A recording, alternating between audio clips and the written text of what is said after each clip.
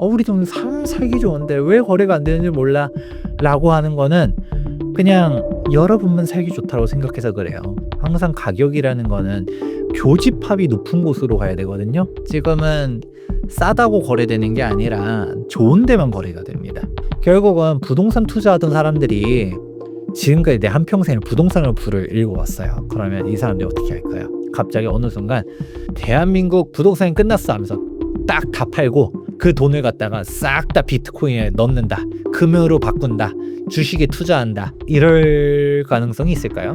몰빵하기는 쉽지 않거든요. 그렇게 쉽게 안 움직입니다.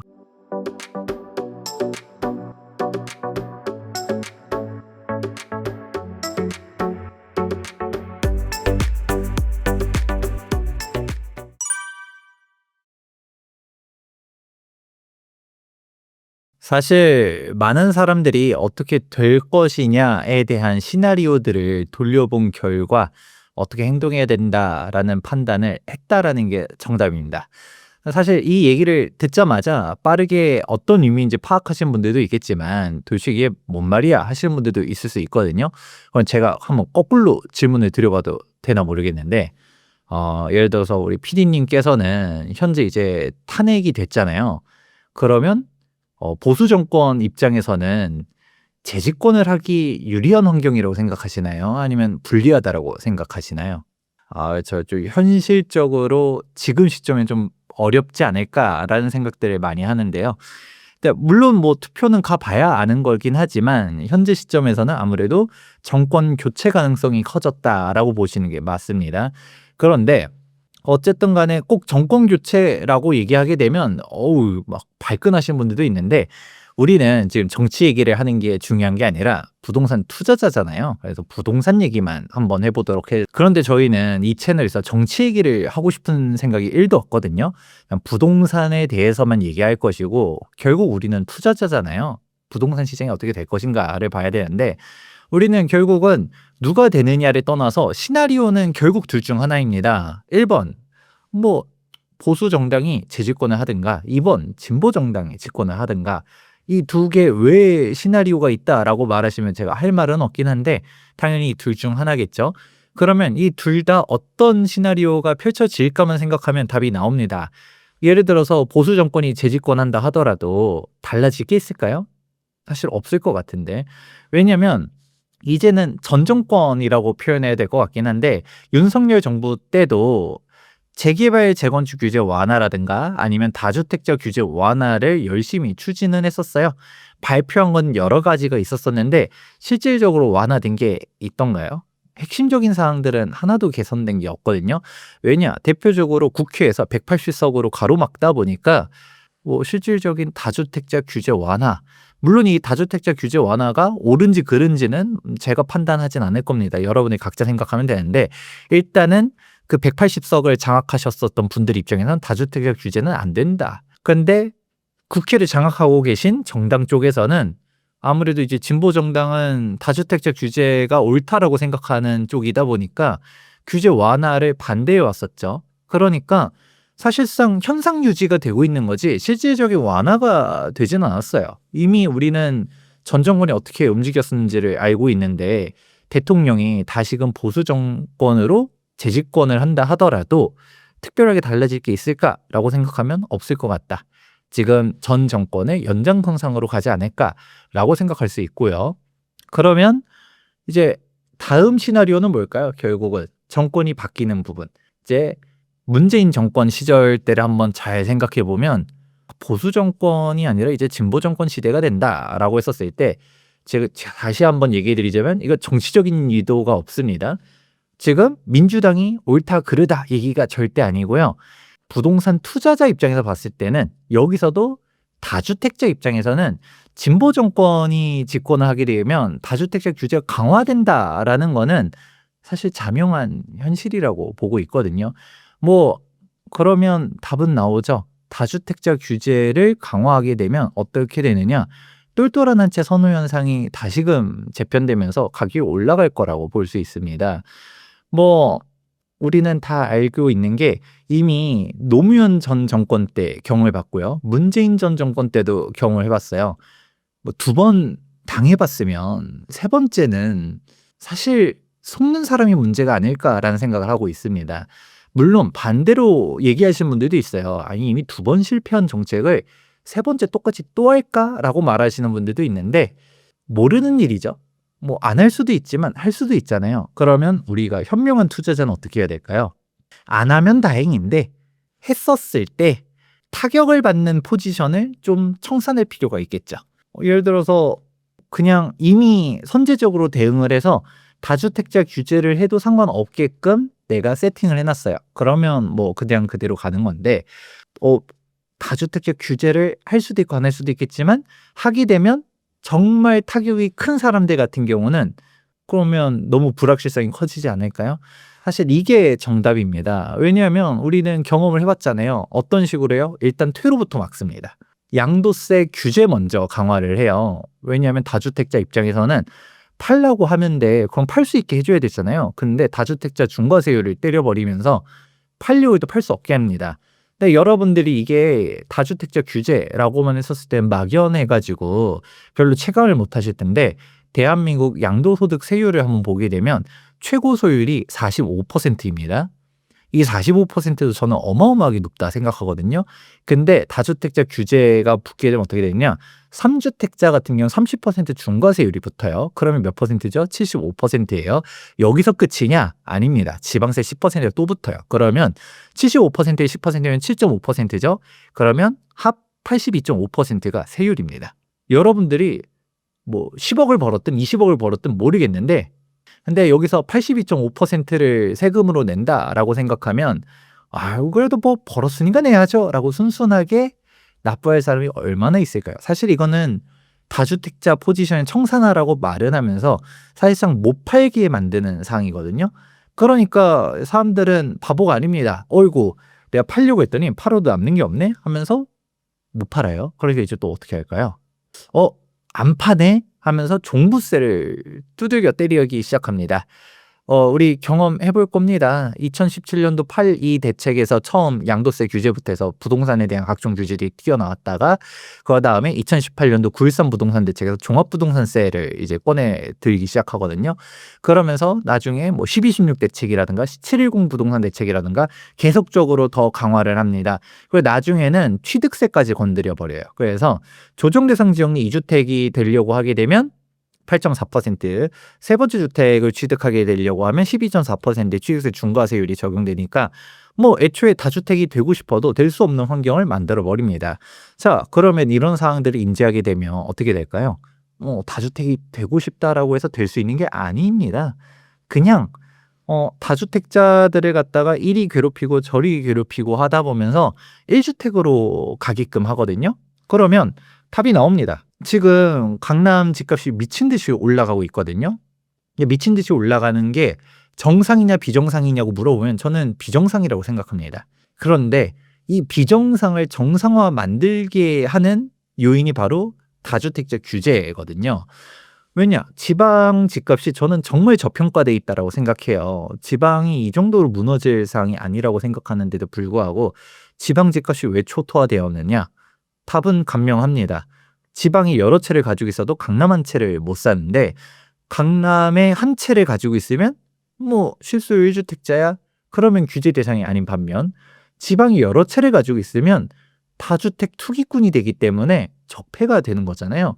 그러니까 단순히 가액이 중요한 게 아니라 주택 수로 규제를 하기 때문에 지방을 싹 정리하고서 똘똘한 한 채로 가게끔 몰아가게 됩니다. 그러니까 우리가 다주택자들이 던지는 쪽에 있는 주택 포지션을 가지고 있는 사람들은 같이 힘든 거고요. 근데 그 포지션을 청산하고서 다시금 좋은 쪽으로 갖다가 합쳐서 움직이려고 하는 쪽에 속한 지역 같은 경우는 어마어마하게 올라가고 있는 게 눈에 보여지는 것이죠.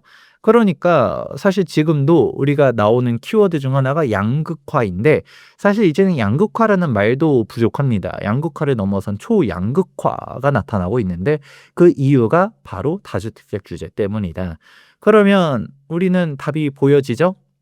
다음 정권이 어떻게 할 것이냐라는 걸 생각했을 때 어느 정권이 되던 간에 규제가 완화될 것인가 라고 생각해 보면 완화될 것 같지는 않다.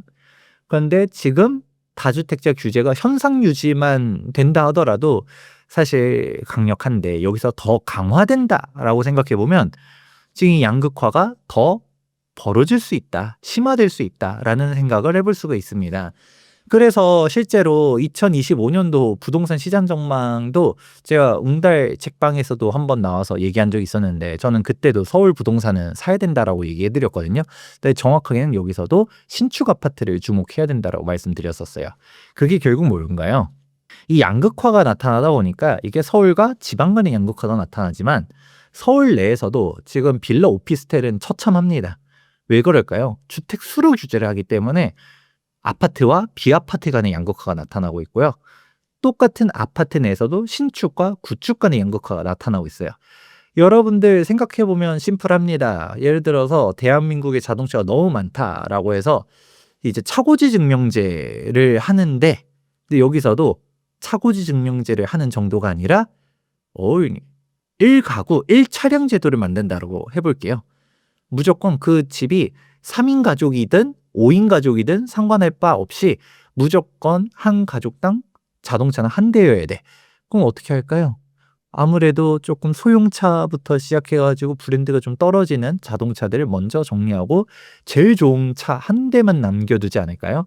아니면 싹 정리하고 그냥 이참에 어차피 한 대만 끌고 다닌다 하면 어우 정말 비싼 차 한 대로 갖다가 바꿔버릴 가능성도 있지 않을까요? 동일한 얘기입니다. 어쨌든 간에 하나만 남긴다라고 하면 그 남기는 쪽에 있는 상품이 무엇일까를 잘 생각해 보면 되는 것인데 그렇게 가버리다 보니 결과론적으로는 이제 서울 집값대 여기서도 강남, 신축 중심으로 갔다가 가격대가 어마어마하게 올라가는 게 눈에 보여집니다. 그러고 이게 다주택자 규제가 또 저는 좀 잘못됐다라고 얘기를 항상 하거든요. 집값을 잡기 위해서는 공급을 늘려야 되는데 그런데 우리가 공급을 늘리기 위해서는 구도심 같은 경우는 빈택지가 없다 보니까 재개발 재건축 규제 완화밖에 없거든요. 그런데 그 높으신 양반들이 이 정답을 알면서도 안 합니다. 왜냐하면 재개발 재건축 규제 완화를 하게 되면 실질적으로 정비 사업이라는 게 시간이 정말 오래 걸립니다. 그래서 내 임기 내에 되는 게 아니라 다다음 정권 때 완성될 가능성이 매우 높거든요. 그래서 실질적인 공급에 대한 사항은 중장기적 안목으로서 꾸준히 추진해야 되는데 그 뭐 공급 효과는 나중에 나오는 것이고 당장 재개발 재건축 규제 완화하게 되면 재개발 재건축 집값 올라가는 건 눈에 보여지잖아요. 그러니까 그런 거를 별로 원하지 않습니다. 그러니까 공급은 안 하는데 근데 공급을 안 하려고 하다 보니까 어떤 얘기를 하게 될까요? 공급을 안 하는 당위성을 부여해야 되잖아요. 그러니까 항상 얘기하는 게 공급은 충분하다라는 얘기를 하고요. 공급은 충분한데 집값이 왜 올라가요? 라는 근본적인 비판이 나오면 공급은 충분한데 초과 수요 때문이다. 그러니까 초과 수요자들을 규제하려고 하다 보니까 다주택자 규제가 연결되거든요.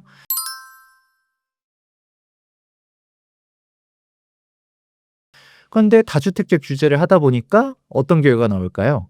집값이 안정은 되죠. 실제로 제가 다주택자 규제 수요 억제 정책은 잘못됐습니다라고 항상 비판해도 누군가는 댓글에다가 저 또 투기꾼 나왔다. 또 저 다주택자들 만들려고 양성하려고 저러는 거다라고 말하는데 아이고 그렇게 얘기하면 저는 할 말은 없고요. 뭐냐?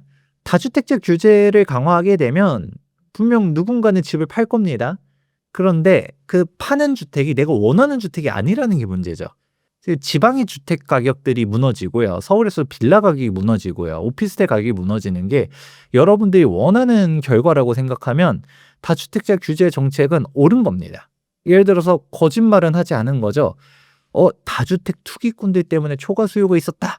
그래서 집값을 안정화시켜야 된다라고 얘기를 하는데 그래서 그래.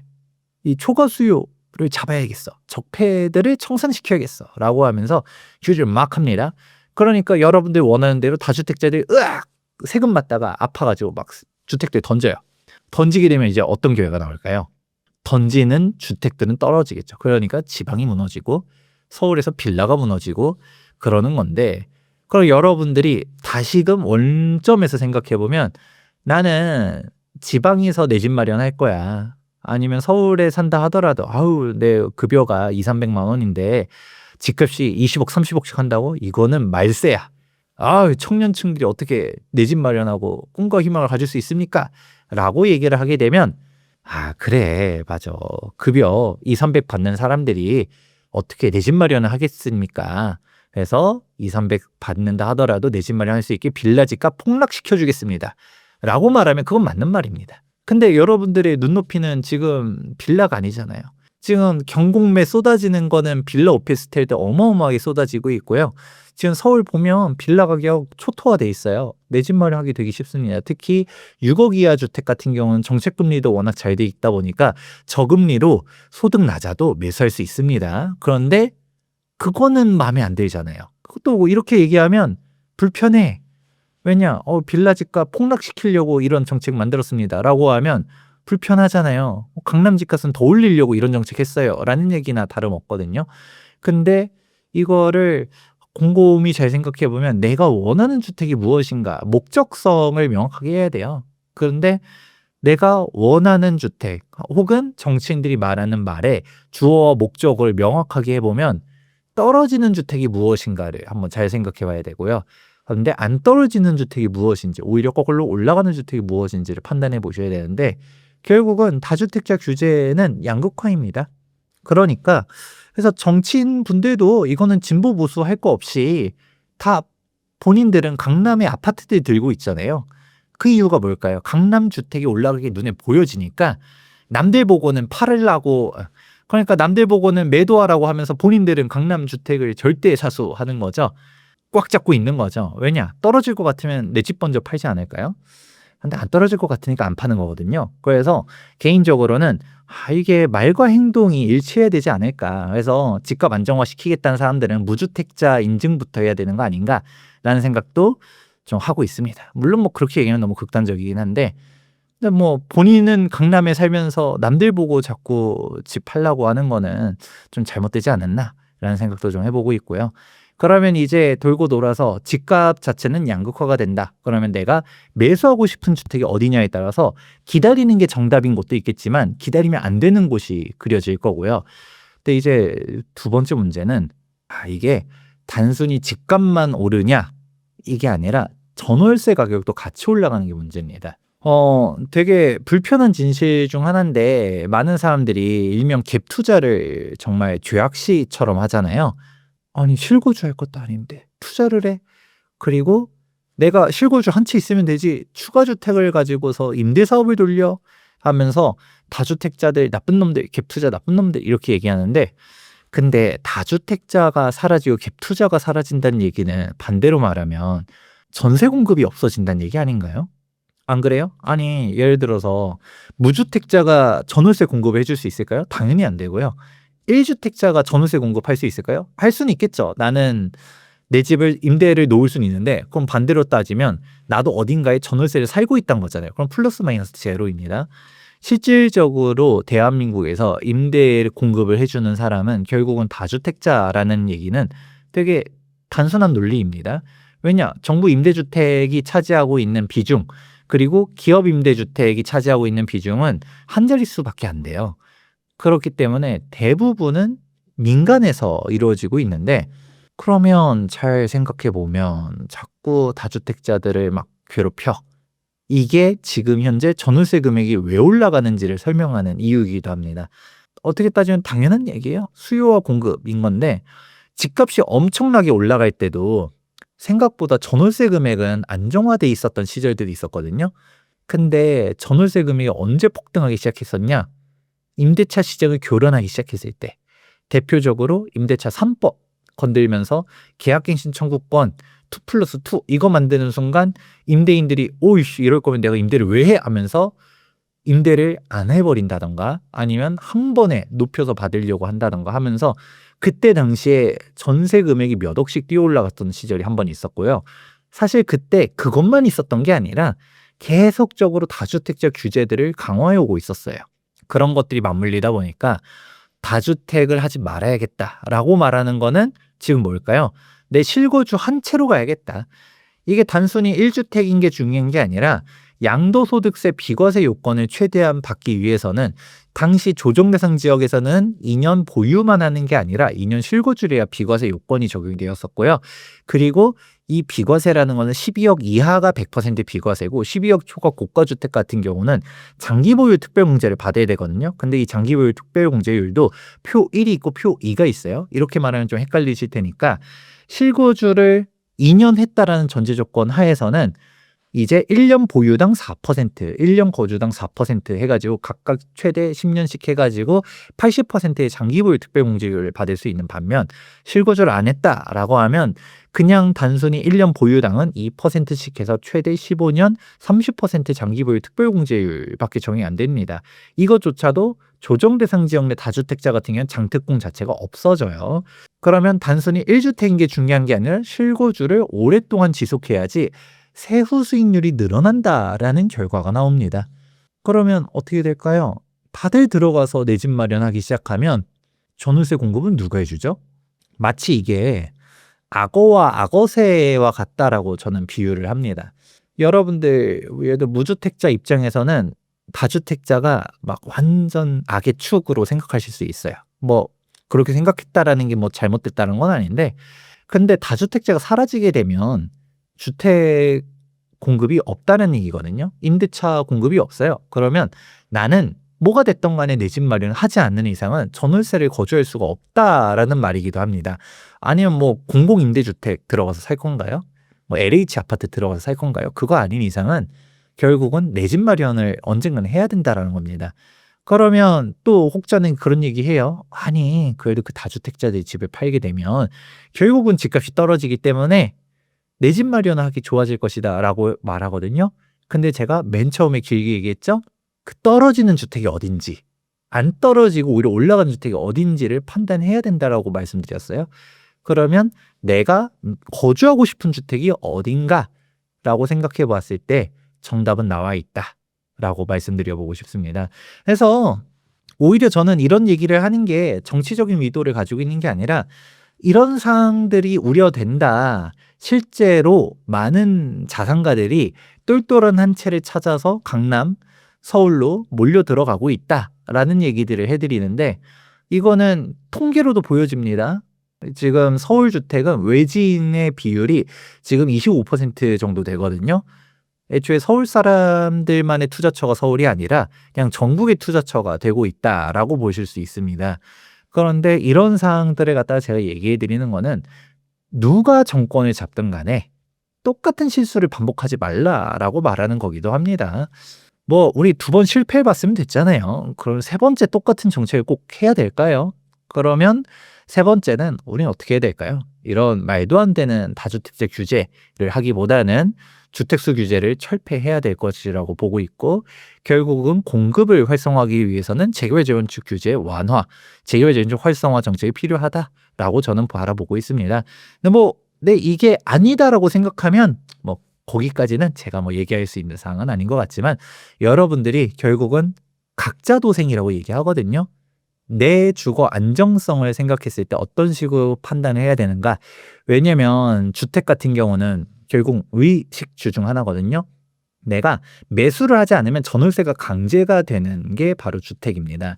그러니까 집값이 올라가고 떨어지고는 뭐 매수한 사람들, 즉 투자자의 영역이라고 생각했었을 때, 즉 매수를 해가지고 주택 가격이 올라가고 떨어지고는 뭐 투자자의 영역이야. 나랑 상관없어라고 생각할 수는 있어요. 근데 적어도 전월세 금액은 안정이 되어야지 내 주거 안정성이 지속될 수 있는데 내 전월세 금액은 어떻게 될 것인가라고 생각해 보면 조금 암담하긴 합니다. 그래서 실제로 부동산 가격이 떨어진다라고 전망하시는 분들도 있어요. 제가 뭐 그분들 말이 100% 틀렸다, 뭐 논리 구조가 잘못됐다라고 말하는 건 아니지만 그분들한테 주택 매매 금액은 예를 들어 하락한다라고 전망하시는데 전월세 금액도 하락할까요?라고 물어보면 그분들이 잘 대답하기 어려울 거라고 생각합니다.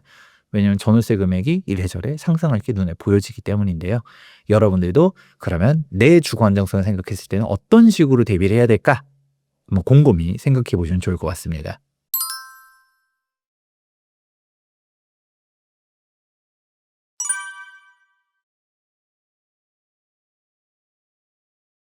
결론부터 말씀드리자면 1억으로 할 수 있는 게 없어요.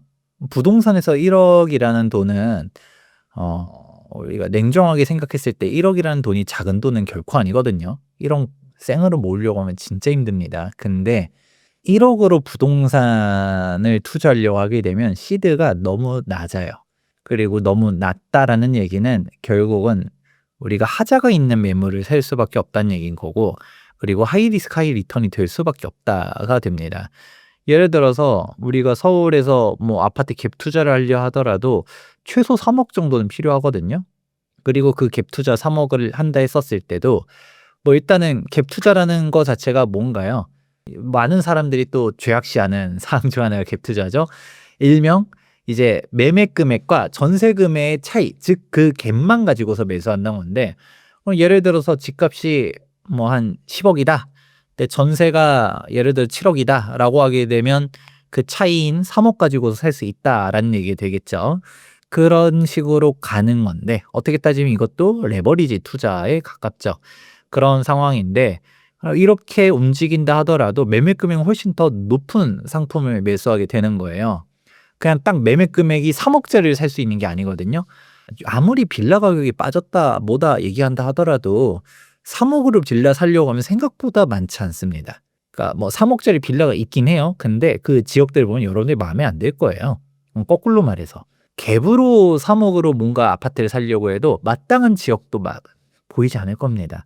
뭔가 이제 입지가 처진다던가 세대수가 너무 적다라든가 극단적으로 나홀로 아파트야. 아니면 인프라가 너무 안 좋아. 뭐 지하철이라든가 학군이라든가 너무나도 안 좋아.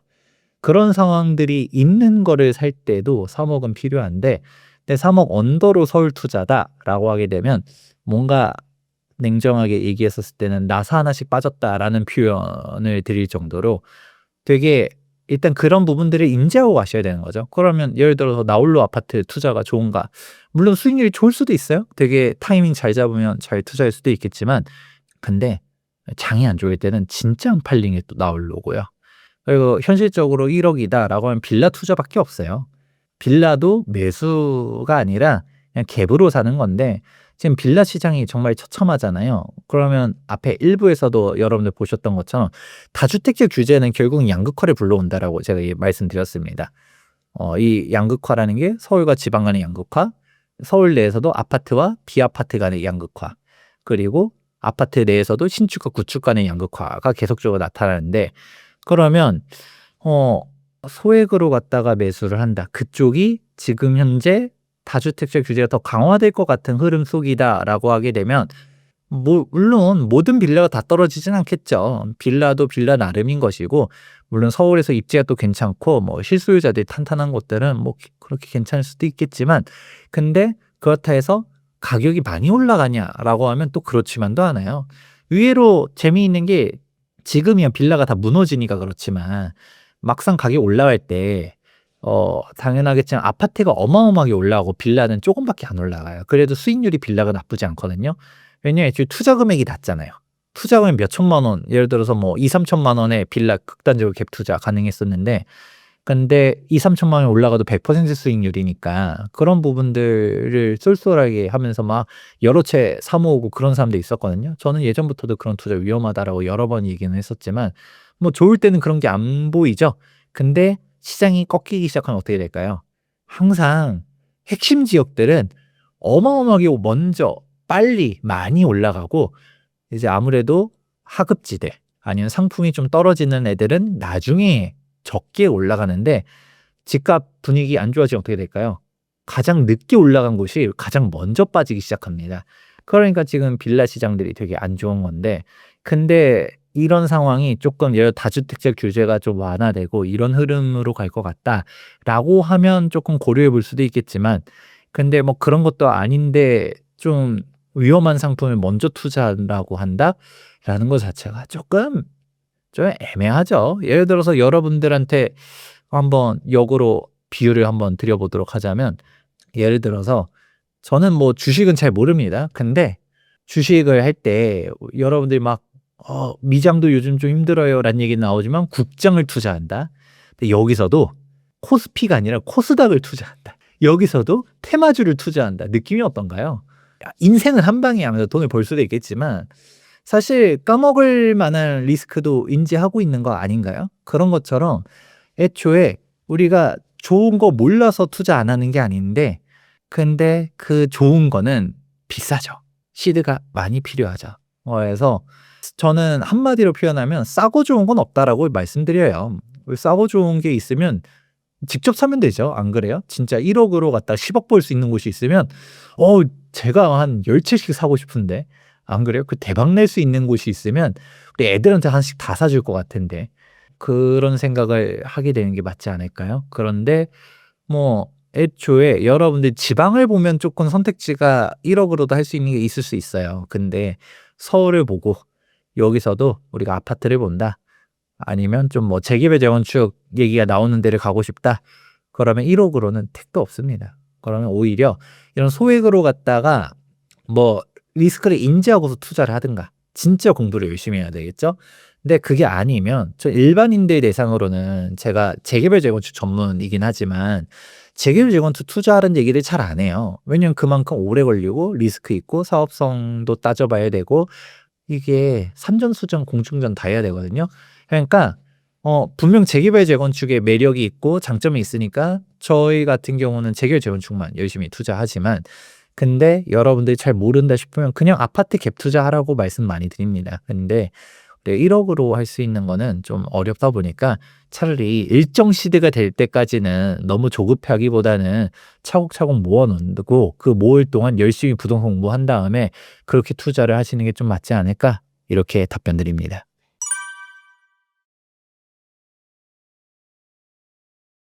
갭 투자가 막혔다라고 말하는 사람들이 있긴 한데 근데 꼭 막혔냐라고 물어보면 사실 그렇지만은 않아요. 예를 들어서 강남 3구, 용산구 토지거래 허가 구역으로 지정하면서 뭐 갭 투자가 안 된다라고 말하는 거는 팩트긴 하지만 근데 그러면 토지거래 허가 구역이 아닌 곳들 예를 들어서 마포, 성동, 광진, 강동, 동작 이런 곳들은 어떻게 될까요? 여기는 갭 투자 여전히 가능하잖아요.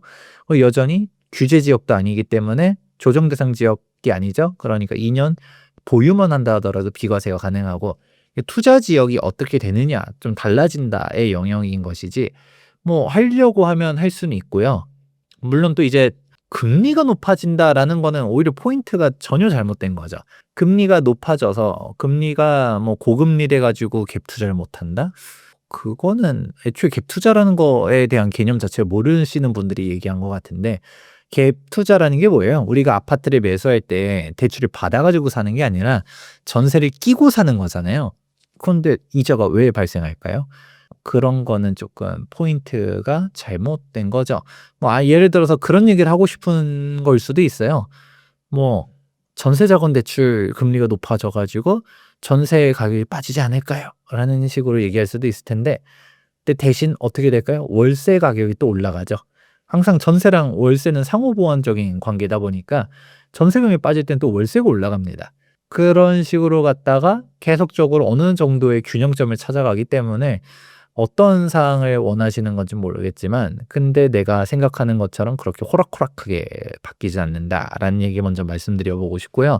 그러면 여러분들이 생각했을 때 갭 투자라는 부분을 갖다가 잘 활용해 보려고 하게 되면 결국은 공부예요. 왜냐면 전세라는 레버리지를 끼고 움직이게 되면 우리가 항상 고민해야 되는 것 중 하나가 역전세도 분명 고려해야 되고 결국 남의 돈이잖아요. 그렇기 때문에 우리가 투자 공부들을 열심히 하고서 진입을 해야 되는데 항상 부동산 투자 실패하는 사람들이 뭔가요? 제대로 된 공부 없이 그냥 대충 이러기가 좋대라는 얘기만 듣고 갔다. 아니면 세금 분석도 안 해놨다가 나중에 세금이 꼬여진다든가 이런 케이스를 정말 많이 봤습니다. 그렇기 때문에 여러분들이 단순히 갭 투자가 된다 안 된다가 아니라 지금도 여전히 하는 사람들은 많고 되는 곳들이 있고 한데 근데 이게 된다라고 하니까 갭 투자를 해라라는 얘기로 해석하는 게 아니라 하더라도 내가 잘 알아보고 해라라고 말씀드리고 싶네요.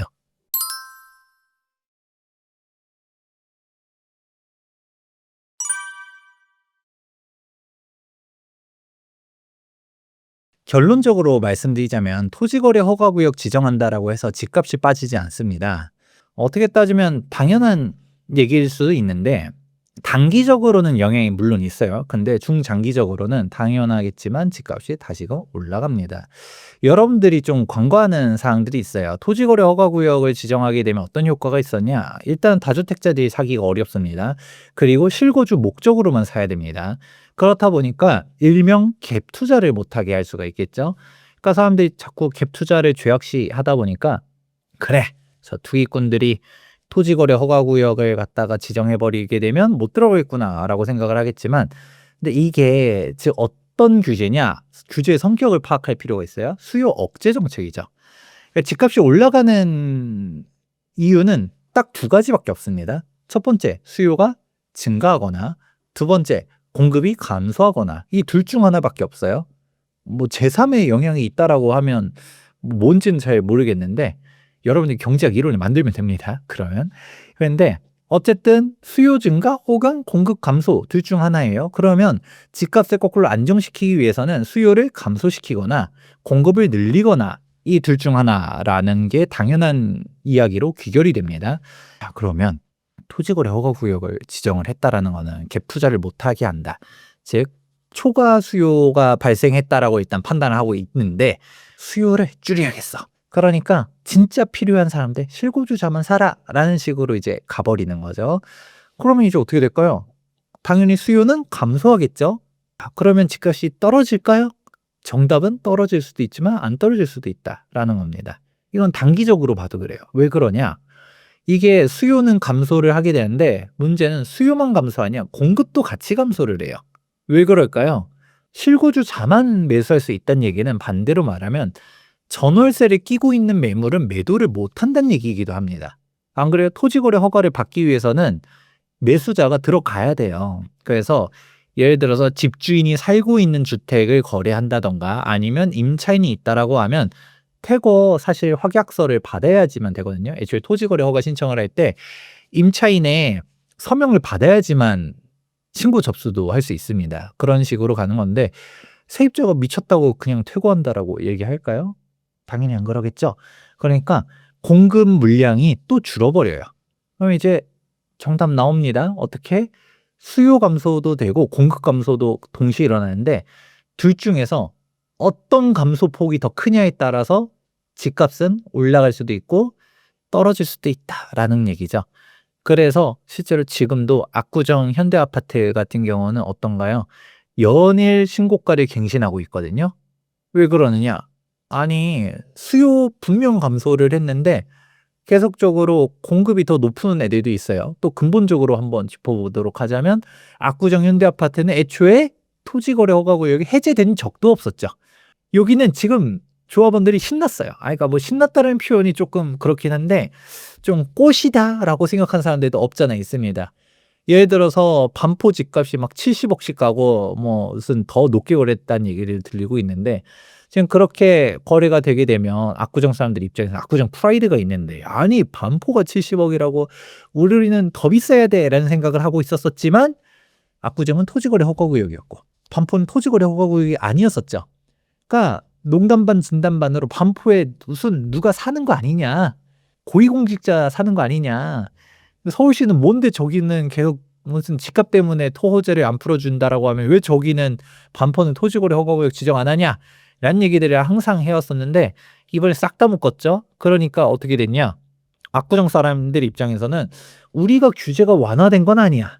근데 다른 애들도 규제가 다 같이 걸려버리니까 꽃이다. 너네도 토호제의 쓴맛을 한번 맛봐봐라. 라는 생각을 하게 되고 어쨌든 같은 토지거래 허가구역이라고 생각하게 되면 어디로 갈까요? 압구정이 어쨌든 토호제를 뚫어야 돼. 하나 들어가야 돼. 그러면 압구정 가격 괜찮은 것 같은데 라고 사람들이 또 들어가겠죠. 아이러니하게도 규제를 저는 좋아하지 않지만 꼭 해야 된다라고 하면 핀셋 규제가 맞다라고 생각을 해요. 근데 지금 광역적으로 규제를 하게 되면 어떻게 되느냐? 아이러니하게도 종전 규제 지역에 규제 완화 효과가 생겨버립니다. 상대적인 거거든요. 그건 똑같이 토호제다라고 하게 되면 어디를 갈 것인가 생각해보면 답이 나옵니다.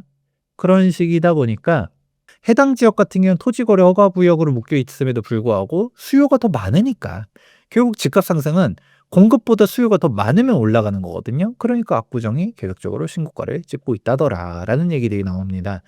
그래서 토호재가 단기적으로는 집값 안정 효과가 있다라고 하지만 지금 토지거래 허가구역 재지정하고서 한 2주, 3주 정도 되고 있는데 그럼에도 불구하고 압구정은 계속 연일 신고가를 찍고 있잖아요. 그 이유가 뭐다? 이런 부분들을 고려하면 알 수가 있다라는 얘기고요.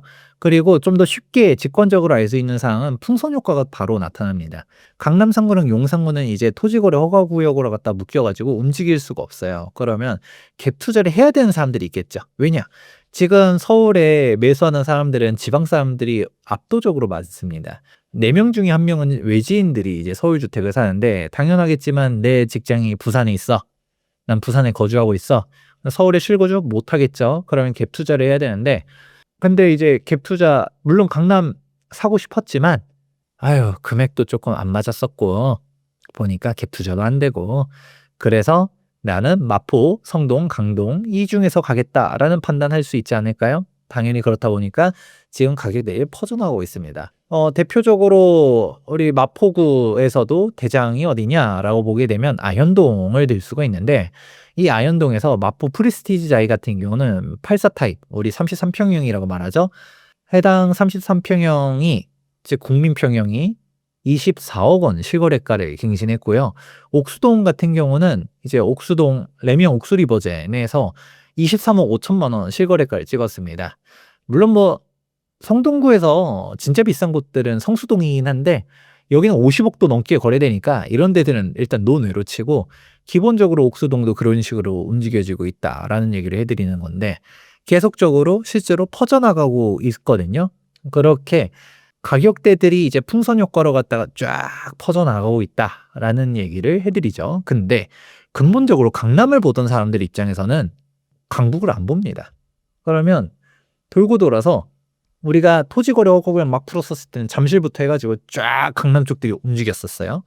역대급으로 마포, 성동구랑 예를 들어 강남에서도 우리가 잠실 예를 들어볼게요. 중산층들의 워너비가 잠실인데 잠실 쫙 올라가요. 그러니까 사람들이 어떻게 해요?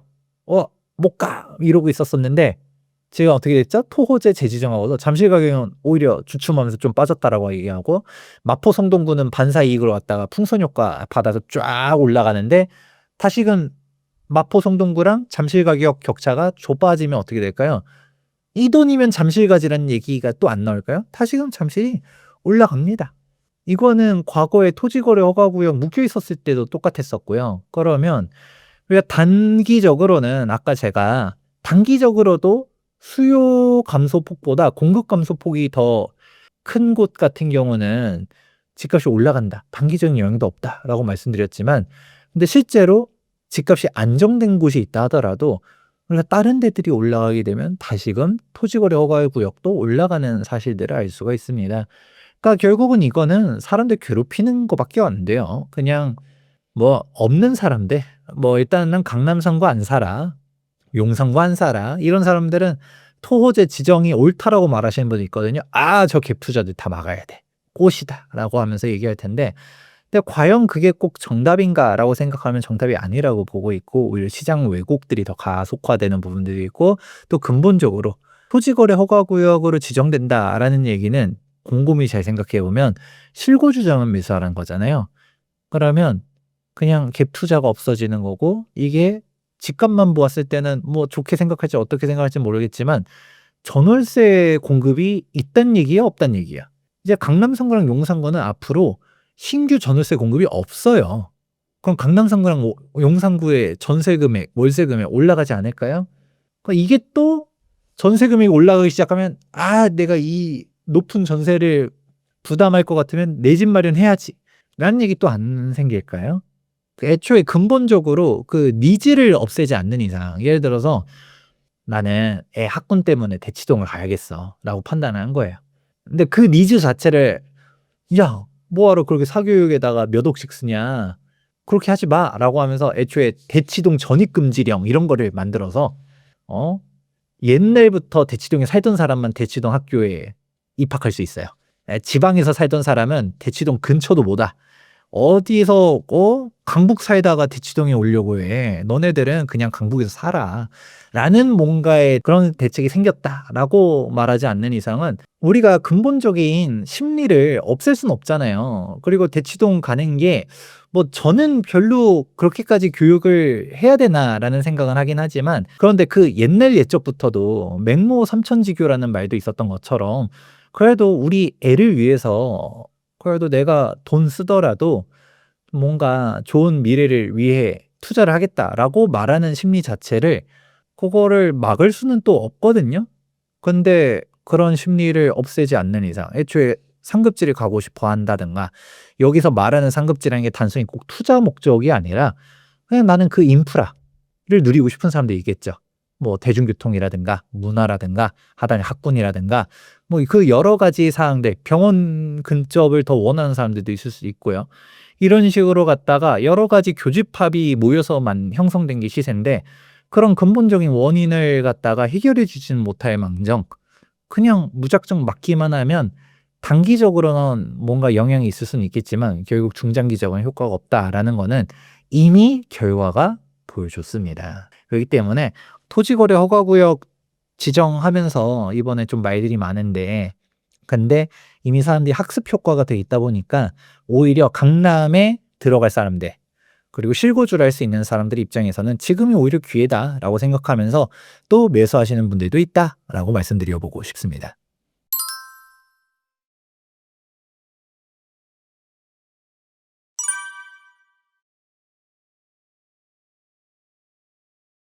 사실 정말 시의적절한 질문이라고 볼 수 있는데 아직은 여러분들이 체감이 안 될 거예요. 근데 앞으로 20 년, 30년 뒤에는 그런 상황들이 발생할 거라고 보거든요. 왜냐하면 일본이 그렇게 되고 있거든요. 많은 사람들이 "일본 따라간다. 대한민국의 20년 뒤의 미래는 일본이다."라는 식으로 많이 얘기하잖아요. 그러면서 항상 뒤따라오는 게 뭐죠? "부동산 가격은 떨어질 것이다." 자 일본을 봐라. 일본은 대한민국이랑 조금 인구 구조도 그렇고 한자 문화권인 부분들도 그렇고 좀 뭔가 많이들 이제 닮아 있다 보니까 사실상 뭐 경제 대한민국도 지금 막 어려워지고 이제 빠르게 고령화를 넘어서 초고령화 사회를 가다 보니까 그러면 어떻게 될 것이냐? 결국은 "부동산 가격이 폭락할 것이다." 라고 기승전 폭락을 얘기하시는 분들이 있어요. 근데 일본을 자세히 보게 되면 약간 조금 의아한 것 중 하나가 왜 일본일까를 생각하는 게 전 첫 번째라고 생각을 해요. 뭐냐면 왜 하필 "일본 부동산 따라간다."라고만 얘기할까요? 프랑스 집값 따라간다. 독일 집값 따라간다. 영국 집값 따라간다. 이런 얘기들은 못 들어보셨잖아요. 왜 일본만 가지고서 맨날 괴롭히냐라고 하게 되면 유일무이하게 OECD 선진국 중에서 집값이 실질적으로 빠진 곳이 일본밖에 없기 때문입니다. 이 얘기 처음 들어보신 분들도 아마 있을 텐데 물론 대한민국도 마찬가지고 일시적인 플럭추에이션은 있을 수 있어요. 전 세계적으로 뭐 금융위기가 발생했다든가 그럴 때 다른 국가들도 집값은 빠졌거든요. 근데 결국은 일시적인 하락이었던 거고 장기 우상향이었습니다. 근데 일본만 우리 진짜 폭락하고서 쫙 L자형 이런 식으로 가버리는 건데 그러니까 일본을 보면서 집값 폭락 얘기들 일본 젊은이들은 "내 집 마련 안 한다. 집은 사는 게 아니라 사는 거다. 우리 바이가 아니라 리브다." 뭐 이런 얘기들 하잖아요. 근데 되게 재밌는 게 일본 젊은이들도 내가 사야 될 집과 그냥 사면 안 되는 집이 무엇인지를 알고 있어요. 일본처럼 된다라는 얘기를 뒤집어서 보면 결론부터 말씀드릴게요. 서울의 신축 아파트만 폭등한다라고 이해하시면 돼요. 이게 뭔 소리야?" 하실 수 있을 텐데요. 지금 애초에 질문이 뭐였었냐? 노후주택들이 지금 어르신들이 늘어나게 되면서 관리도 어렵고 짐덩어리가 되지 않을까요?"로 요약해 볼 수 있거든요. 그러면 일본이 실제로 그렇게 되고 있는 게 일본이 고령화 사회가 되고 이제 사람들이 다 어떻게 되느냐? 떠나버립니다. 그러니까 일단은 지방이 공동화가 되기 시작해요. 그거는 우리나라도 벌써부터 보여지죠?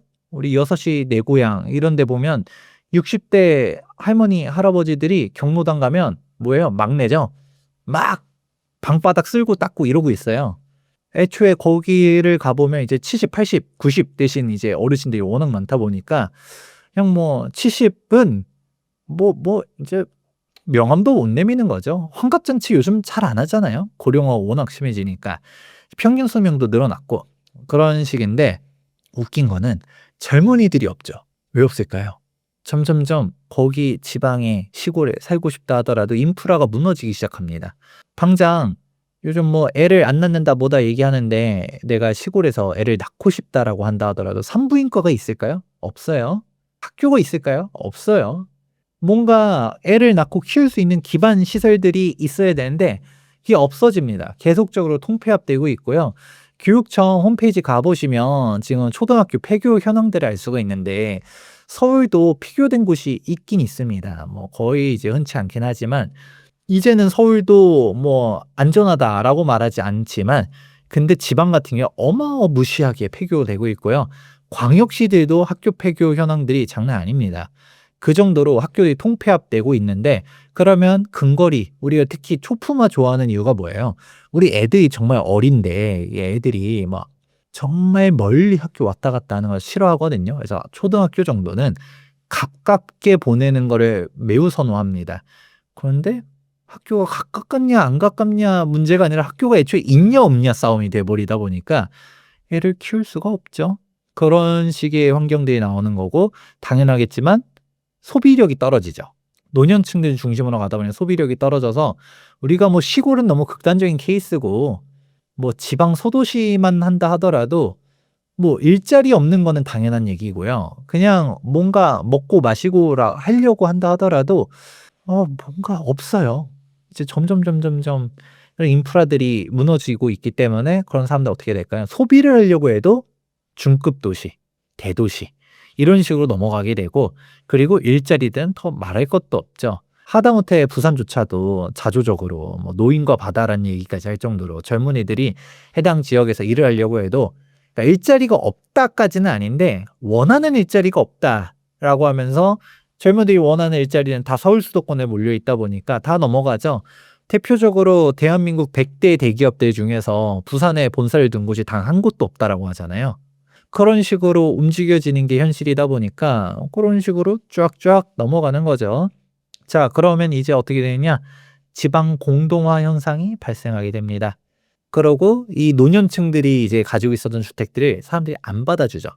결국은 주택이란 걸 천년만년 내가 쥐고 있다라고 해서 끝나나요? 누군가 이걸 받아줘야지 매매 가격이 형성되는 거고 그게 자본 혹은 자산으로서의 가치를 할 수가 있는 건데 일본이 지금 그렇게 되고 있다. 일본은 대한민국보다 20년 빠르다라고 하죠. 일본은 먼저 고령화 사회를 진입했습니다. 그런 식이니까 일본의 지방은 지금 박살나 있어요. 그래서 일본의 통계 자료를 보는 게 참 이제 잘 보셔야 되는 게 여전히 일본은 잃어버린 20년, 잃어버린 30년 얘기하잖아요. 과거에 그 버블 경제 시절에 집값을 회복 못했습니다. 확 무너져 있어요. 그런데 이 통계를 좀 잘 봐야 돼요. 도쿄도를 놓고 보면 사실 도쿄도 자체는 서울의 두세 배 됩니다. 엄청나게 넓어요. 여러분들 뭐 경기도라고 한다 하더라도 다 같은 경기도가 아니죠. 진정말 정말 시골 같은 곳들도 있거든요. 그러니까 계속 언론에서 잘못 호도하는 것 중 하나가 야, 일본에 빈집들이 있다. 도쿄에도 빈집이 있다라고 하는데 알고 보니까 도쿄도야. 그러면 제가 거꾸로 말하면 뭐죠? 경기도에 빈집이 있습니다. 하는 거랑 똑같거든요. 그런 상황이라고 보시면 될 것 같고요. 그러면 서울과 비교할 때 일단 도쿄 23구를 얘기를 해요. 도쿄 23구가 예전에 구 도쿄시 지역들 위치인데 그게 서울시랑 비교했을 때 면적이 엇비슷합니다. 그리고 여기서도 우리가 무엇이 올라가느냐? 도쿄시 자체도 주택가격 자체는 버블 경제 이전을 회복 못했어요. 네, 여기서 또 통계를 또 발라내야 됩니다. 어떤 식으로? 신축 맨션으로 갔다가 구분해서 보게 되면 정고점을 돌파했어요. 그러니까 일본 사람들은 아우 뭔 주택은 감가야라고 생각한다라고 하는데 그런데 그 젊은 사람들 일본에서 우리 파워 커플들이라고 하거든요. 부부 고소득자야. 그러면 풀 대출 땡겨서 타워 맨션들 사고 막 그럽니다. 근데 지금 억션이라는 얘기들이 나오면서 막 치솟고 있는 것 중 하나가 그게 무엇이냐? 아니 일본 젊은이들은 주택은 사는 게 아니라 뭐 "거주의 대상으로 바라본다면서요."라고 하지만 능력이 되면 산다는 거죠. 근데 어서 그냥 빌라 같은 거 사는 게 아니라 나도 좋은 거, 신축 이런 데를 원한다는 거죠. 특히 일본은 지진들이 또 많다 보니까 이게 오래된 주택들은 내진 설계들도 좀 못 믿었고 진짜 위험한 주택이다 보니 신축이 더 안전한 것이죠. 그런 식으로 가다 보니까 지금 보면 도쿄, 오사카, 나고야 이런 대도시권역들 중심으로 갔다가 사람들이 몰리게 되고 그 지역에서 어떤 주택? 구축이 아니라 신축 주택들만 엄청나게 올라가고 있다더라. 그러면 여기서도 알 수 있는 게 대한민국도 똑같습니다. 일본처럼 된다는 얘기를 뒤집어서 말하면 서울만 올라간다는 얘기가 되는 거고요. 아니면 광역시들 중심적으로 올라간다. 근데 일본도 보면 다른 주요 거점 도시들도 올라가긴 하지만 도쿄도 여기서 도쿄 23구 그런데 여기에서도 도쿄에서도 핵심적인 구들이 있어요. 미나토구라든지 시부야구라든지 주요구라든지 이런 데들이 미친 듯이 뛰어 올라갑니다. 그런 부분들 일본도 양극화가 장난 아니게 되고 있거든요. 그런 상황들 보면 뭔가 남의 나라 얘기 같지 않지 않나요? 한국도 똑같죠? 서울이 미친 듯이 올라가는데 서울의 빌라가 아니라 서울의 아파트가 올라가고 여기서도 아파트가 다 올라가는 게 아니라 신축이 올라가는데 강남이냐 아니냐 이 격차가 어마어마하게 또 벌어지고 있죠. 다 같은 신축 아파트가 아닙니다. 그런 상황들을 보게 되면 이렇게 알 수 있겠구나.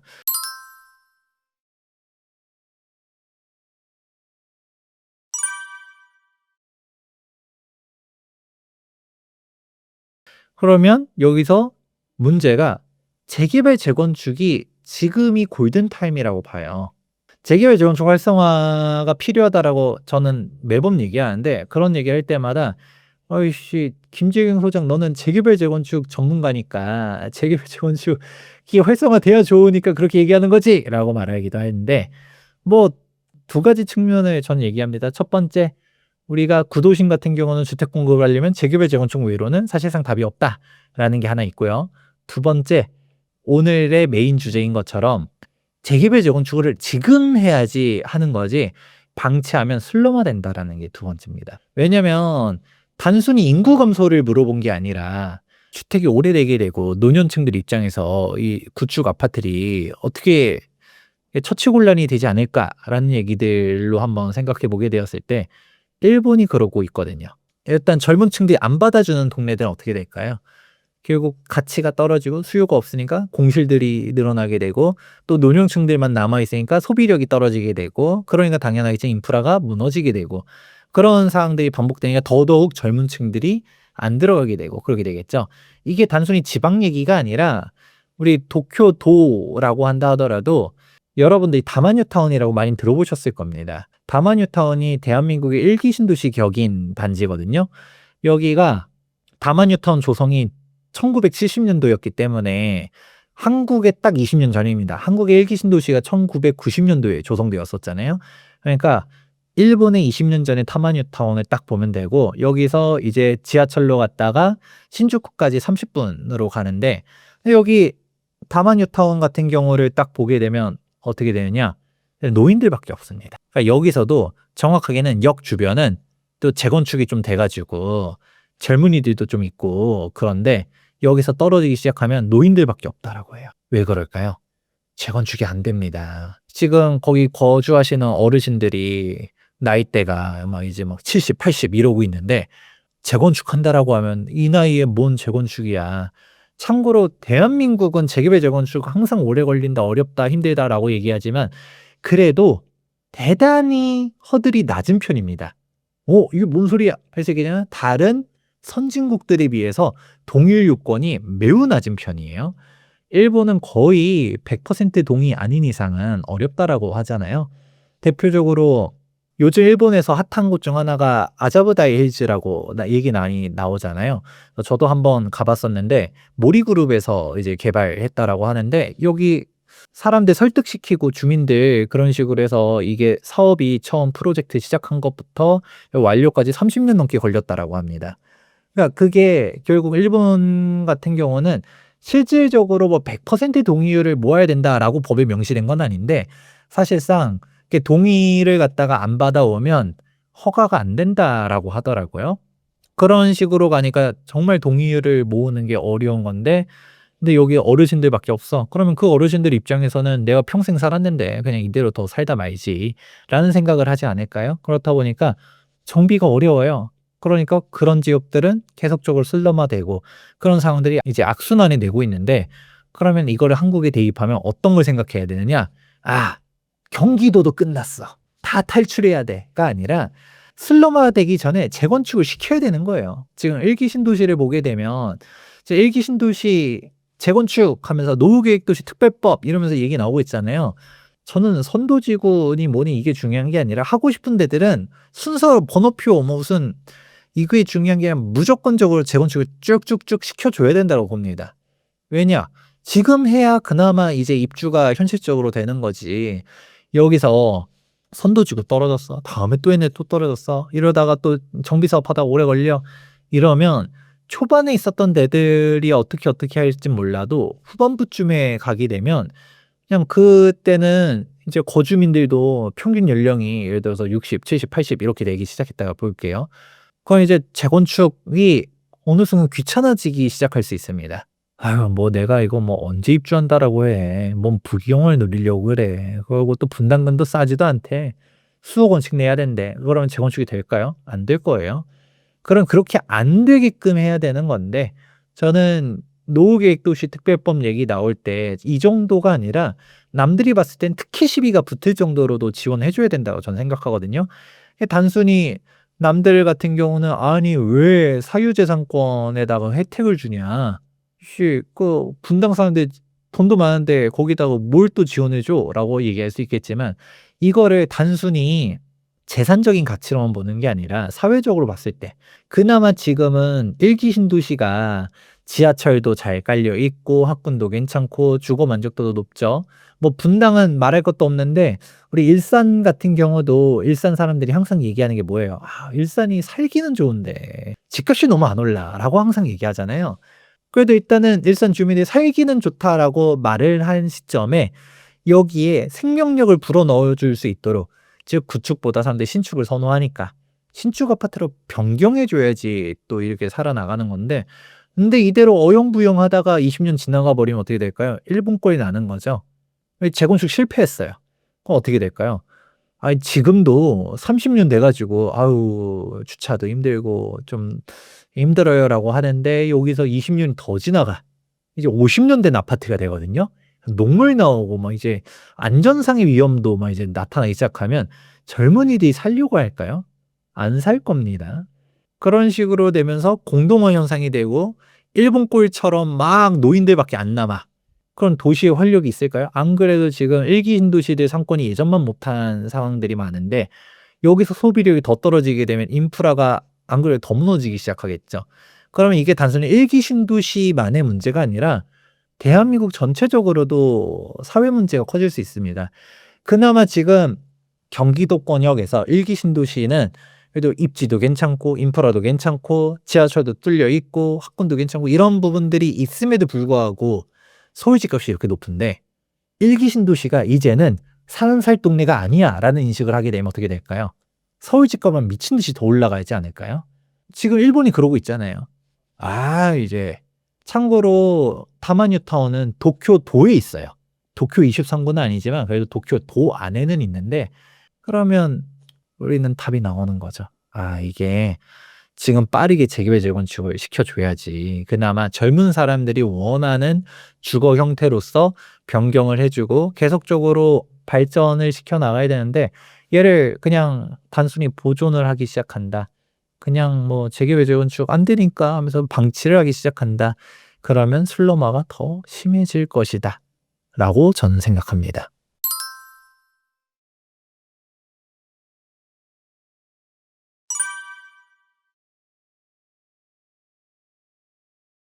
지금은 싸다고 거래되는 게 아니라 좋은 데만 거래가 됩니다.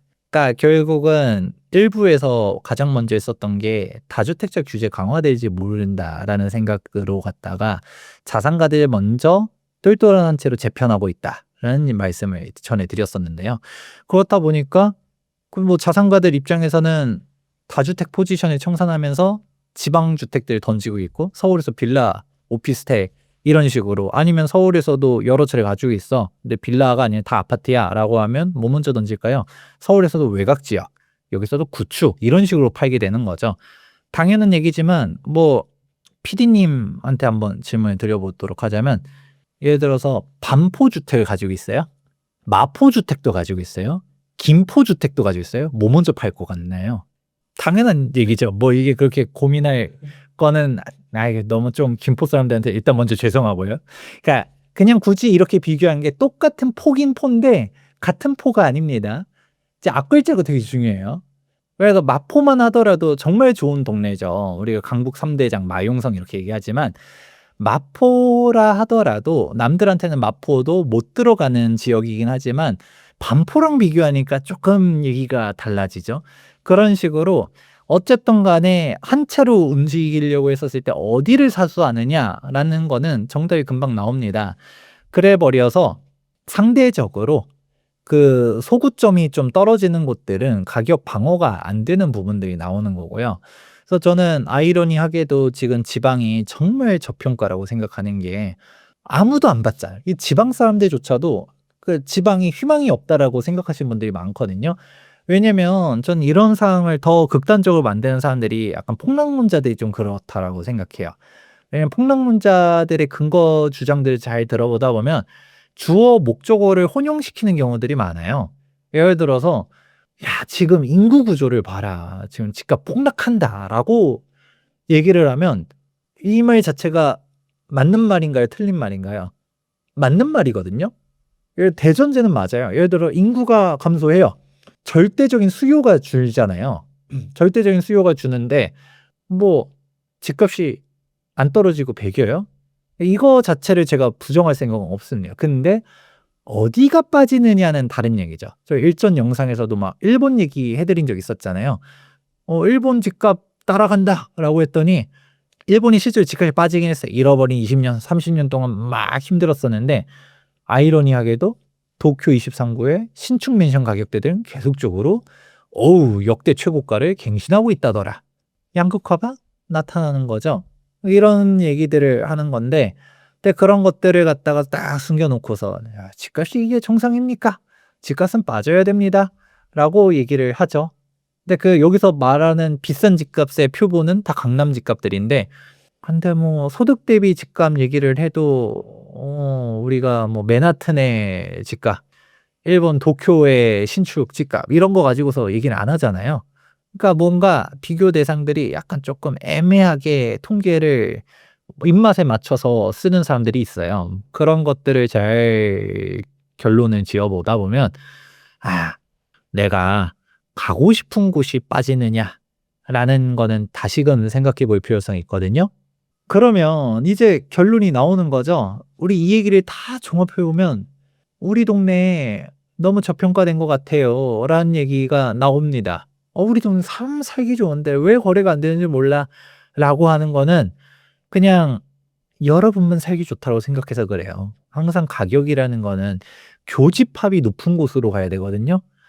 나는 강남이 왜 그렇게 비싼지 모르겠어."라고 하지만, 나는 강남에 관심 없어도 강남에 관심 있는 사람이 많으면 많을수록 거기 가격은 높은 거예요. 나는 뭐 산 좋고 물 좋고 공기 좋은 곳을 좋아할 수 있겠죠. 근데 산 좋고 물 좋고 공기 좋은 곳을 원하는 사람이 생각보다 적어. 그러면 집값은 안 높은 거고요. 아니면 산 좋고 물 좋고 공기 좋은 곳을 원하는 사람이 많다 하더라도 그 물 좋고 이런 곳들이 너무 많아. 우리가 산지에 있는 집들이 너무 많아. 그러면 결국 뭐예요? 집값이면 수요와 공급이잖아요. 공급이 너무 많단 거죠. 그러면 집값이 또 못 받쳐줍니다. 그러니까 이런 상황들을 보셔야 되는 건데, 그러면 이제 딱 답이 나오는 거죠. 아이고, 자꾸 이제 집값 떨어진다고 말하는 사람들이 계속적으로 집값 빠진다, 빠진다, 빠진다라는 얘기를 하는데, 결국은 부동산 투자하던 사람들이 지금까지 내 한평생을 부동산으로 불을 일궈왔어요. 그러면 이 사람들이 어떻게 할까요? 갑자기 어느 순간 "대한민국 부동산이 끝났어." 하면서 딱 다 팔고 나는 월세로 바꾼 다음에 그 돈을 갖다가 싹 다 비트코인에 넣는다. 금으로 바꾼다. 주식에 투자한다. 이럴 가능성이 있을까요? 뭔가 포트폴리오 측면에서 조금 일부씩 분산할 수 있어도 몰빵하기는 쉽지 않거든요. 특히 다른 투자자도 아니고 부동산 투자자는 대체로 부동산에서 부동산을 옮기는 경우들이 대다수이기 때문에 오히려 지방에 대한 이런 안 좋은 얘기들이 많으면 많을수록 어떤 식으로 행동하느냐. 지방에 있는 부동산을 빼서 서울로 간다든가 이런 식으로 바꿔나가는 식들을 하면 했지 그렇게 쉽게 안 움직입니다. 그래서 오히려 자꾸 부동산에 대한 저주 섞인 담론들을 펼치는 사람들 덕분에 지방 사람들이 갑자기 가만히 생각해 보다 보니까 부동산 가격이 빠진대. 근데 자꾸 인구가 감소하고 막 이제 지방 소멸하고 얘기 들르다 보니까 이게 내인 것 같아. 그러니까 오히려 이 정도로 지방이 무너질 게 아니라고 저는 생각을 해요. 더군다나 지방이라 해서 다 같은 지방이 아니라고 생각하거든요.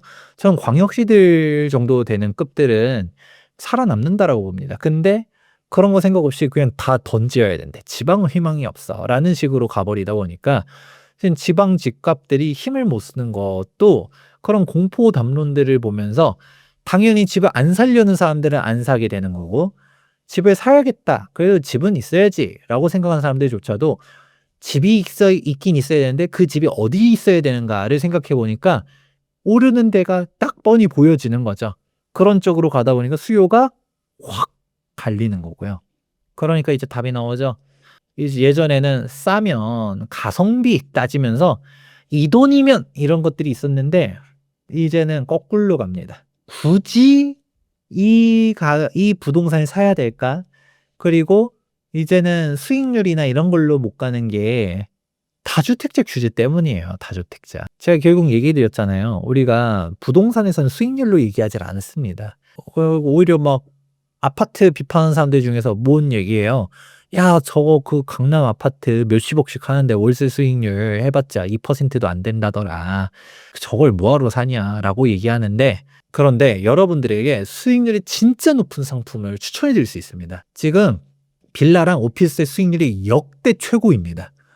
이게 뭔 소리야? 라고 하게 되면 답이 나와요. 뭐냐? 지금 빌라는 전세 사기니 뭐니 하면서 막 사고들이 터지고 다들 빌라 팔고 이러니까 매매 금액은 빠졌어요. 근데 우리가 전세 금액도 빠집니다. 왜? 전세 사기 이슈 나오면서 사람들이 빌라 전세는 들어가면 안 돼. 빌라 전세는 사기야라는 인식들이 막 박혀 있잖아요. 그러니까 빌라가 월세화가 어마어마하게 많이 진행됐습니다. 사실 전세 제도를 비판하는 사람들도 있지만 근데 되게 웃긴 게 전세 제도가 월세에 강력한 대항마다 보니까 대한민국 월세가 정말 낮거든요. 근데 지금 이미 빌라랑 오피스텔들은 전세보다 월세 비중이 더 높아졌습니다. 왜냐? 전세가 안 맞아지니까 지금 전세가 단순히 전세 사기라는 것들 때문에 이제 임차인들에 대한 인식들도 막 안 좋아지면서 안 들어가려는 것도 있지만 전세 보증 보험 비율을 강화한다든가 이런 식으로 갔다가 아니 전세 보증이 안 된대. 그러면서 전세 시세가 계속적으로 깎여 나가는 것도 있어요. 그러니까 임대인들 입장에서는 '내가 이 금액을 전세에 놓느니 차라리 월세 받겠다. 반전세를 돌리겠다.'라는 사람들이 많아지거든요.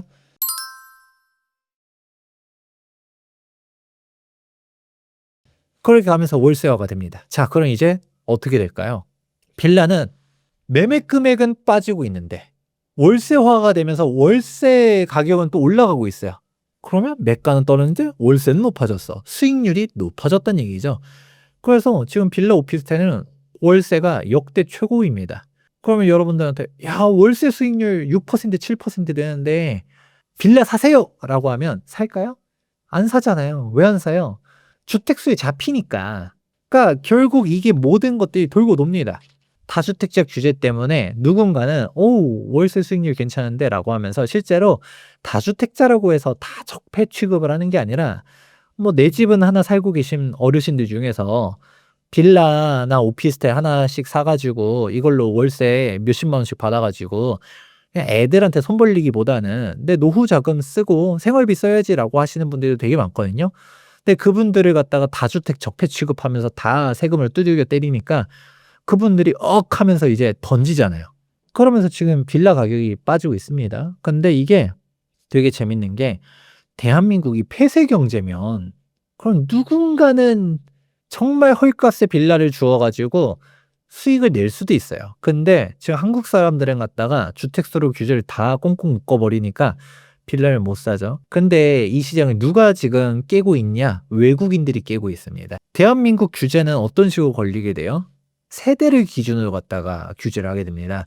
예를 들어서 4인 가족입니다. 아빠, 엄마, 아들, 딸이 있어요. 그러면 만 30소득 혼인 셋 중 하나를 만족하고서 별도의 독립 주거 공간을 갖추게 되면 우리가 세법상 독립세대주라고 얘기해요. 근데 그게 아니다. 뭐 단순히 대학생이에요. 소득이 없어. 근데 대학 가려고 서울로 자취를 하고 있어. 세대는 분리돼 있지만 독립세대주가 아니겠죠. 세대 원입니다. 자, 이런 개념을 일단 알고 있는 상태에서 다주택자가 되면 어떤 문제들이 발생할까요? 우리 1부에서 영상 다시 보면 좋을 것 같은데 양도세, 종부세, 취득세 막 종합적으로 세금들이 폭탄같이 터지기 시작합니다. 여기서 또 임대소득세도 다주택자들 같은 경우는 또 문제가 생기게 되는데 그러면 예를 들어서 각각 다 1주택씩 가지고 있다 하더라도 우리는 1인 1주택이에요. 근데 세대 기준으로 보게 되면 4주택자죠. 어우, 적폐 패밀리네. 세금을 엄청 때려서 혼내줘야겠어. 이렇게 생각하게 되면 어떻게 될까요? 이거 뭐 팔아야지 뭐 별 수 있어요. 근데 중국인 가족이 있다라고 가정해 볼게요. 아빠, 엄마, 아들, 딸이 있는데 중국인 가족들이 한국을 잘 보다 보니까 어우, 한국 부동산 가격 너무 싼 것 같아요 하면서 확유자본이 막 몰려옵니다. 그래서 딱 샀더니 한국 정부는 이걸 판단을 못해요. 아빠랑 엄마랑 아들이랑 딸이랑 같은 1세대인지 우리가 판단이 못하죠. 왜냐면 가족관계 증명서라든가 그런 서류가 중국에도 있는지 없는지 모르겠고 영국이나 미국이라든가 이런 데 있는지 없는지 전 잘 모르겠어요. 근데 있다 하더라도 뭐 위조하면 뭐 알 도리가 있나요? 그런 거 제출하라고도 안 하지만 그러면 매번 주택 거래할 때마다 미국이나 아니면 영국이나 중국 대사관 전화해 가지고 "이거 서류 진짜인지 확인해 주세요." 뭐 이런 절차가 있을까요? 모르죠. 그럼 어떻게 할 수 있어요? 그러니까 이게 어떻게 따지면 다주택자 규제가 내국인 역차별이라고도 할 수 있거든요. 아니 이제는 인별과세로 저는 바꿔야 된다고 생각해요. 아니 어느 시대인데 지금 사회가 달라졌잖아요. 이제 핵가족화가 되고 있고 각자 개별적으로 살고 있는데 세대라는 그런 구시대적인 기준으로 갖다가 다 똑같이 규제하는 게 맞을까요? 그걸 갖다가 아니 가족 구성원마다 다 상황이 다를 수 있죠. 애가 서울로 자취를 가는데 대학 때문에 갔는데 뭐 월세를 내면서 자취를 할 수도 있겠지만 좀 여유가 있어서 월세 아까우니까 뭐 내 집 마련해 줄 수도 있잖아요. 뭐 여기서 말하는 내 집 마련이 꼭 막 완전 금수저래 가지고 비싼 아파트를 사 주고가 아니라 그냥 빌라 몇 억 안 되는 거 그걸 사줄 수도 있는 거잖아요. 지금 월세가 너무 높아. 그러니까 월세 수익률이 지금 빌라가 높다면서요. 그러면 "월세 내느리 그냥 내 집 마련 하나 사 줄게. 원룸, 투룸 사 줄게." 이럴 수도 있는 건데 그런 것들은 다 깡그리 무시해 버리고서 주택수를 규제를 하다 보니까 오히려 한국 사람들은 지금 수익률이 빌라 오피스텔이 높아졌다 하더라도 못 사게 만들어 버리고. 근데 우리 중국 동포들은 어떻게 할 수 있나요? 어우, 월세 수익률 개이득이네. 내 집 마련할 수 있는 거죠. 좀 그렇게 가고 있고 이게 지금 개인으로 봤을 때도 그런 건데 지금 또 뭐가 이슈가 되고 있냐. 지금 외국 기관들 자금들도 몰려오고 있습니다. 이런 기사 조금만 찾아보다 보면 미국에 영국에 부동산 전문 운영사들이 와 가지고 "한국의 임대차 시장이 이제 수익률이 괜찮아졌네." 하면서 온다라고 합니다. 근데 한국의 수익률이 괜찮아졌다는 게 아파트 수익률이 괜찮아진 게 아니거든요. 아파트는 여전히 수익률이 되게 낮아요. 빌라 오피스텔 수익률이 좋아졌다는 얘기입니다. 그 한국의 임대차 시장이 뛰어든 겁니다. 예전에는 그 임대차를 누가 했었어요? 한국 사람들이. 한국 사람이 임대료를 받고 뭐 하고 하면서 굴러갔었었는데 외국계 기업들이 보니까 "어우, 한국 임대 시장들 괜찮네." 지금 신촌 쪽에는 원룸도 월세가 뭐 1 0 0만 원 넘어가는 데도 등장했다라고 하잖아요. 그런 식으로 가다 보니까 "이제는 임대 사업해도 괜찮을 것 같아." 하면서 참여합니다. 이거 국부 유출 아닌가요? 우리가 코쟁이들한테 월세 내는 게 이게 좋은 사회인가요? 그러니까 사실 전 잘 모르겠어요. 또 캐나다 연기금도 한국 부동산 투자하겠다고 진출한다 뭐다 하는데 근데 이런 게 저는 옳은가? 저는 사실 규제를 정말 싫어하고 그런 뭐 시장 자유주의를 지지하는 사람이지만 주택에 한해서는 뭐 제가 상업용 부동산까지는 모르겠습니다. 근데 주택 같은 경우는 필수제잖아요. '외국 자본을 열어서 좋을 게 없다.'라고 생각하는 사람이긴 합니다. 그러니까 이거는 오히려 부동산 가격만 보면 외국 자본이 들어오면 어떻게 될까요? 부동산이 더 올라가요.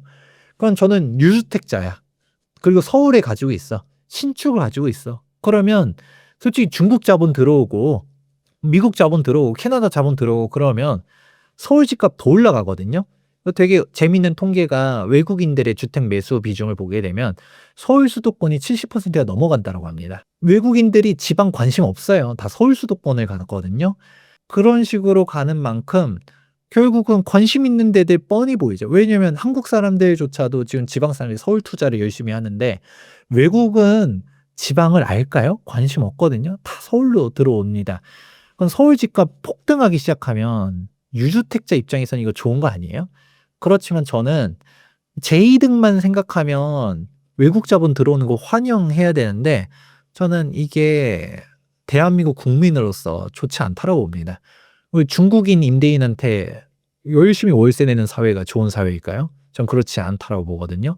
그러면 결국은 이런 주택수에 대한 규제들 아니 내국인들만 규제하면서 집 못 사게 하는 게 아니라 그럼 외국인들도 못 사게 하든가.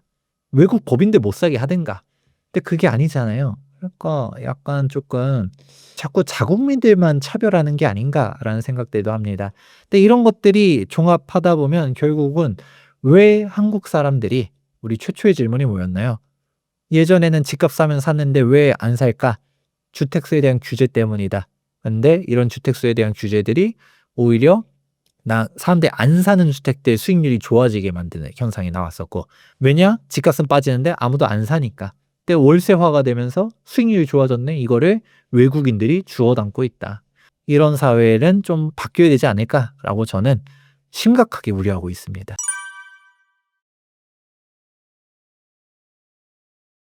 네. 웅달 책방 나와서 또 오랜만에 이런저런 얘기들 쭉 해 드렸는데요. 오늘 얘기가 누군가한테는 불편한 진실일 수도 있습니다. 근데 현실적으로 부동산이라는 거는 우리가 모른다라고 해서 그냥 되는 게 아니에요. '나는 부동산 투자할 생각 없어.' 이거 부동산 투기든 투자든 간에 눈 감고 귀 닫고 가만히 있으면 되는 게 아닙니다. 왜냐면 결국은 부동산이라는 거 정확하게 주택이라는 상품 자체는 의식주 중 하나잖아요. 필수제예요. 매수를 안 하면 전월세가 강제됩니다. 그러니까 부동산 시장에 관심을 갖고 싶지 않아도 관심을 가질 수밖에 없다 보니까 꾸준히 공부를 해야 되거든요. 근데 공부를 할 때 잘해야 된다.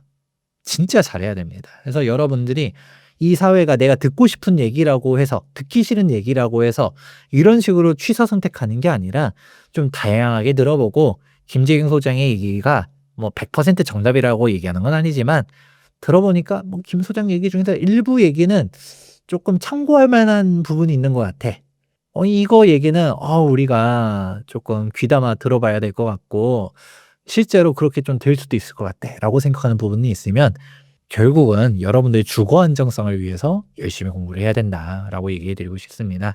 그리고 만약에 오늘 얘기가 도움됐다라고 하면 고정 댓글에도 달아주신다라고 하는데 저희 자체 운영하고 있는 채널이 있습니다. 투미TV도 많이 놀러와 주시면 감사하겠고요. 또 제 첫 책 시장을 이기는 부동산 투자 원칙도 많은 사항들을 담아 놓았어요. 이제 시장에 대한 사항도 있고 입지에 대한 사항들도 있고 제 전문 분야인 재개발 재건축에 대한 사항도 담아 놨으니까요. 관심 있으시면 한 권씩 구매해 주시면 또 감사하겠습니다. 또 다음에 또 찾아와서 재미있는 부동산 얘기들 해드리도록 약속드리도록 하겠습니다.